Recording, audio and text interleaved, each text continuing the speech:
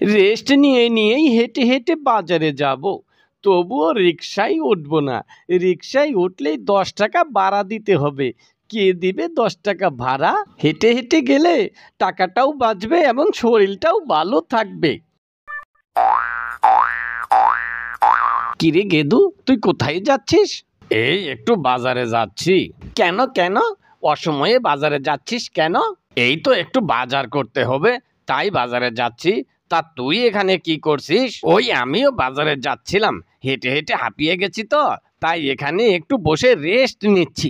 জানিস রে বন্ধু, বাজারে না গেলে আমার একটুও ভালো লাগে না। বাঁচবো আর কয়দিন, খেয়ে দেই মরি। আমারও তো একই কথা। কিছু কিছু মানুষ আছে অনেক কিপটে, বছরে একবারও বাজার করে না। আমি কিন্তু অন্তত মাসে একবার হলেও বাজার করি। তুই ঠিকই বলেছিস, কিছু মানুষ আছে যারা বছরে একবারও মাছ মাংস খায় না। আমার কিন্তু বছরে 3-4 বার মাংস খেতেই হবে। বাঁচবো আর কদিন, খেয়েই মরবো। বাহ, ভালো তো। তুই বছরে 3-4 বার মাংস খাস। আমি আবার বছরে কুরবানির ঈদ ছাড়া কোনো মাংসই খাই না। আমার আবার মাংস না খেলে ভালোই লাগে না। আজকে তাহলে বাজার থেকে কি কিনবি? আজকে ভাবছি বাজার থেকে 50 গ্রাম পুঁটি মাছ কিনবো। কি, 50 গ্রাম পুঁটি মাছ? এত পুঁটি মাছ দিয়ে তুই কি করবি? বাড়িতে নিশ্চয়ই কোনো মেহমান আসছে। তুই ঠিকই বলেছিস, বাড়িতে আজকে আমার শালা আর শালার বউ এসেছে। তাই আমার বউ বলল বাজারে যাও আর 50 গ্রাম পুঁটি মাছ নিয়ে এসো। তোর বউ বাজার থেকে পুঁটি মাছ কিনতে বললো, আর তুই ড্যাং ড্যাং করে চলে এলি। কি আর বলবো বল, বউকে বললাম গত মাসেই তো বড় বড় দারকিনা মাছ খেয়েছি, আজকের দিনটা কচু বত্তা দিয়ে চালিয়ে দাও। কিন্তু বউ কোনো কথাই শুনলো না, আরো বলল আজকে আমার ভাই আর আমার ভাবি এসেছে, যদি তুমি মাছ না নিয়ে এসো বাড়িতে যুদ্ধ লাগিয়ে দিব।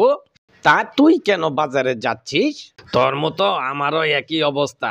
গতকাল রাত্রে আমার শ্বশুর আর শাশুড়ি এসেছে, তাই বউ বলল বাজার থেকে 200 গ্রাম মুরগির মাংস নিয়ে আসতে।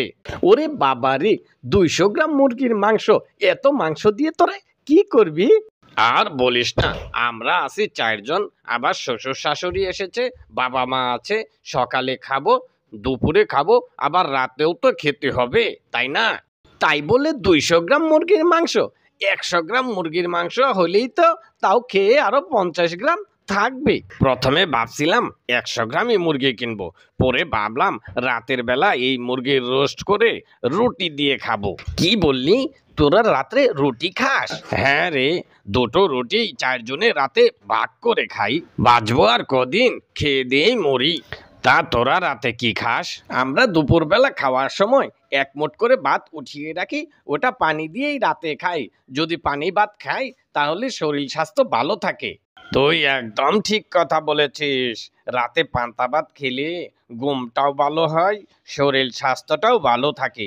আমিও এখন থেকে তাই করব।